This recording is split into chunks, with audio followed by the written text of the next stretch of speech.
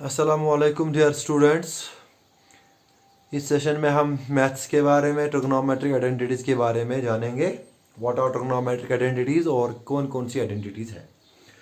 इससे पहले हम ये जानें कि व्हाट आर ट्रिग्नोमेट्रिक आइडेंटिटीज़, हमें ये जानना है कि आइडेंटिटी क्या होती है।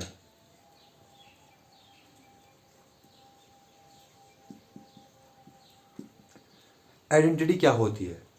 आइडेंटिटी एक इक्वेशन होती है जो हर एक वैल्यू, जो वेरिएबल होता है, हर एक वैल्यू, जो भी हम उस वेरिएबल की जगह वैल्यू डालेंगे, हर एक वैल्यू पे वो होल्ड करेगी। वो इक्वेशन हर एक वैल्यू पे ट्रू होगी, जो भी वैल्यू हम डालेंगे वेरिएबल की जगह। आया समझ? तो ये होती है an equation that holds true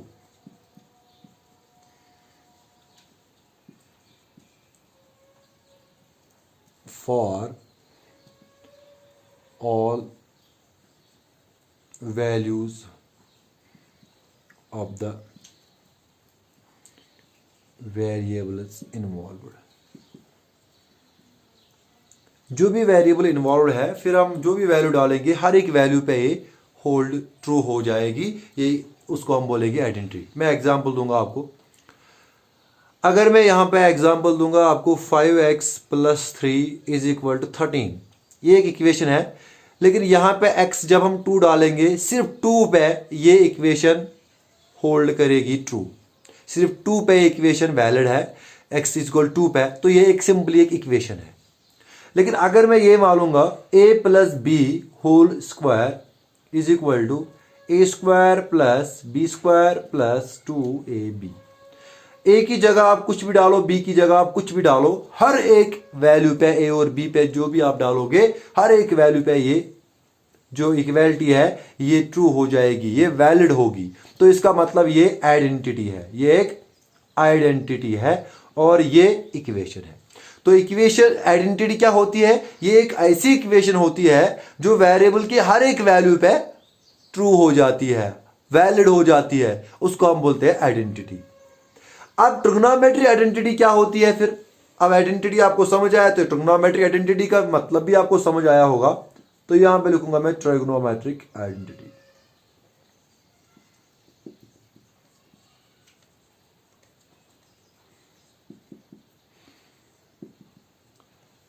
तो यहां पे मैं मानूंगा ये एक ऐसी आइडेंटिटी होती है। ट्रिग्नोमेट्रिक आइडेंटिटी क्या? ये एक ऐसी आइडेंटिटी होती है जिसमें trigonometric ratios of the angle involved होंगे।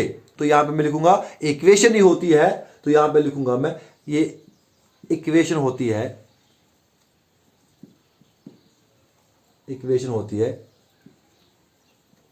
Involving trigonometric ratios of an equation involving trigonometric ratios of an angle. वो इक्वेशन जिसमें ट्रिग्नोमेट्रिक रेशियोज एंगल के इन्वॉल्व हो, उसको हम बोलेंगे ट्रिग्नोमेट्रिक इक्वेशन। फिर अगर वो वैलिड है, हर जो हम वैल्यू देंगे एंगल पे, फिर अगर वो एंगल पे वैल्यू, जो भी हम एंगल को वैल्यू डालेंगे, अगर वो वैलिड रही वो इक्वेशन, तो इसको हम फिर बोलेंगे ट्रिग्नोमेट्रिक आइडेंटिटी। तो यहां पे मैं बोलूंगा एंड आइडेंटिटी ज्यादा अच्छा रहेगा, involving trigonometric ratios of an angle, उसको हम बोलेंगे ट्रिग्नोमेट्रिक आइडेंटिटी। आया समझ? तो ये हो गई ट्रिग्नोमेट्रिक आइडेंटिटी। अब ये हमें देखना है कि ट्रिग्नोमेट्रिक आइडेंटिटीज हमें जो पढ़नी है वो कौन कौन सी है। देखो,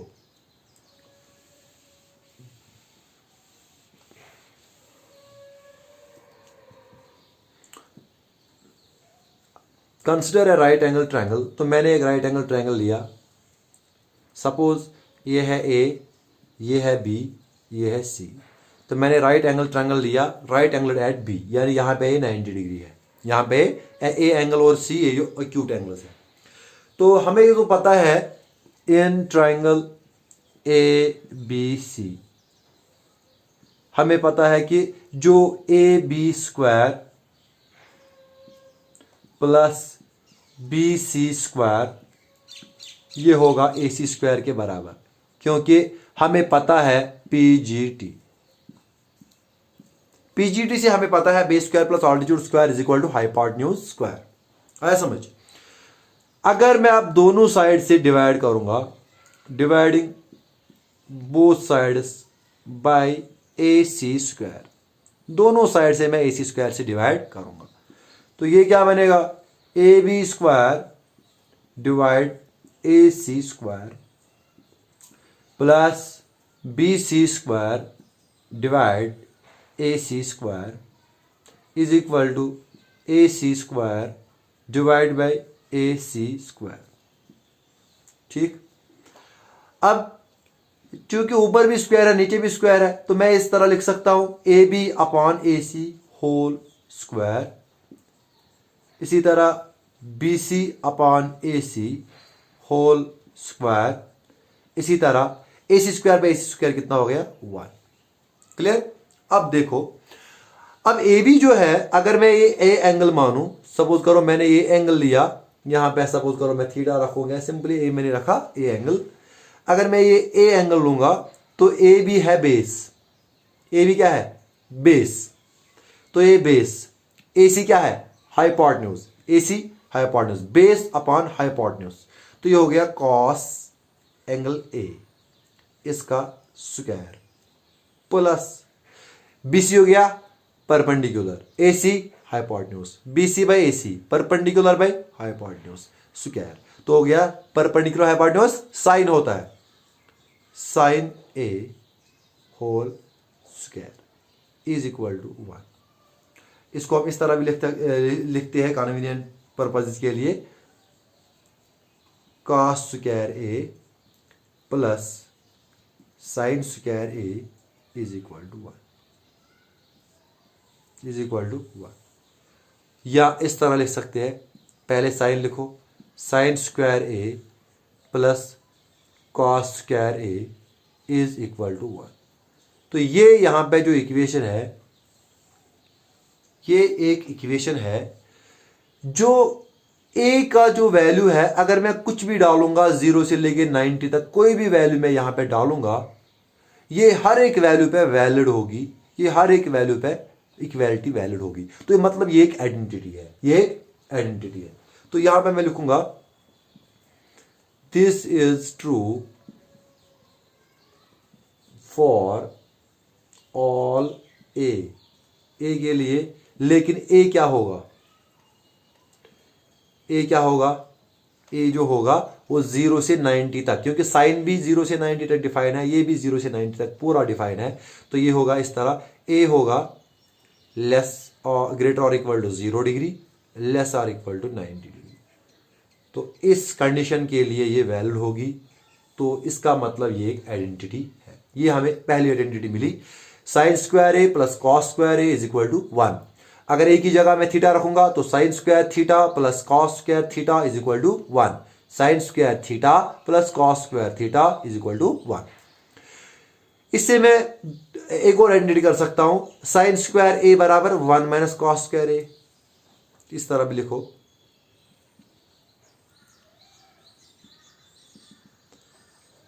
sign square A is equal to 1 minus cos square A, या cos square A is equal to 1 minus sine square A.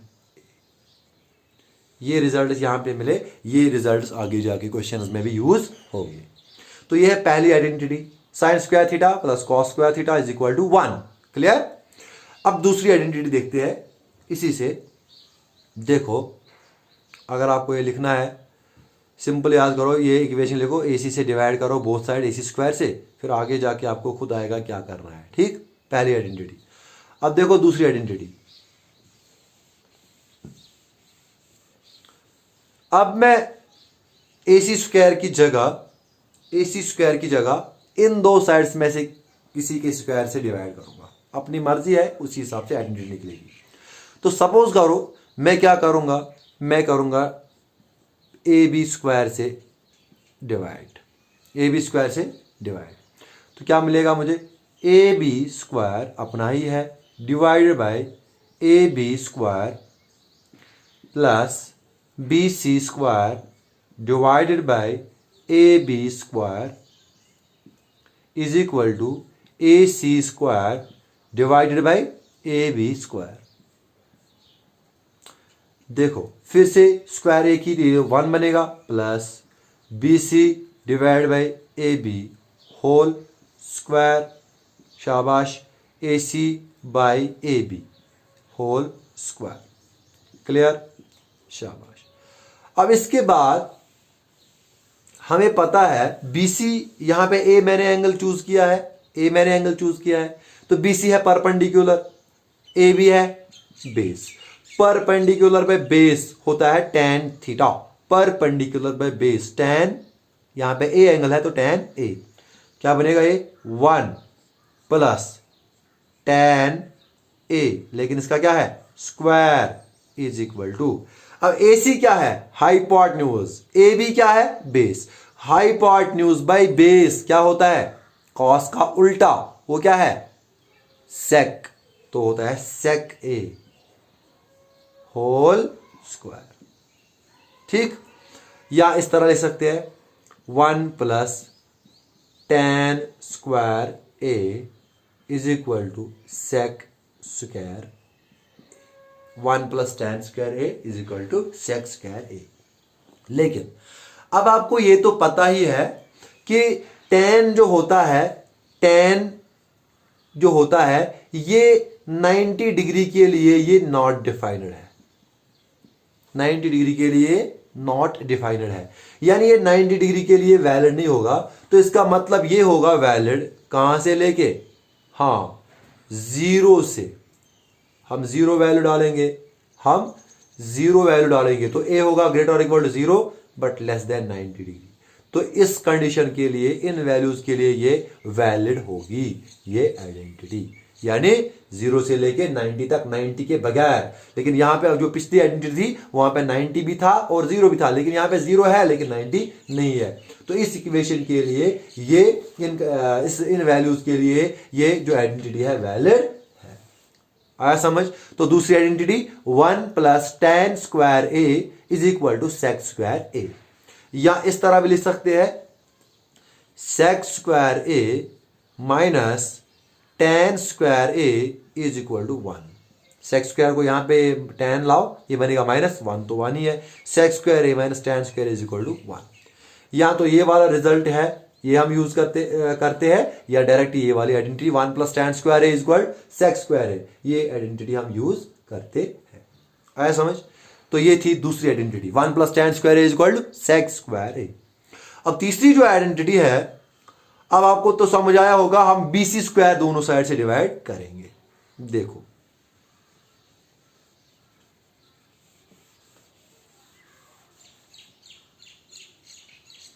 अब दोनों साइड से हम BC स्क्वायर से डिवाइड करेंगे।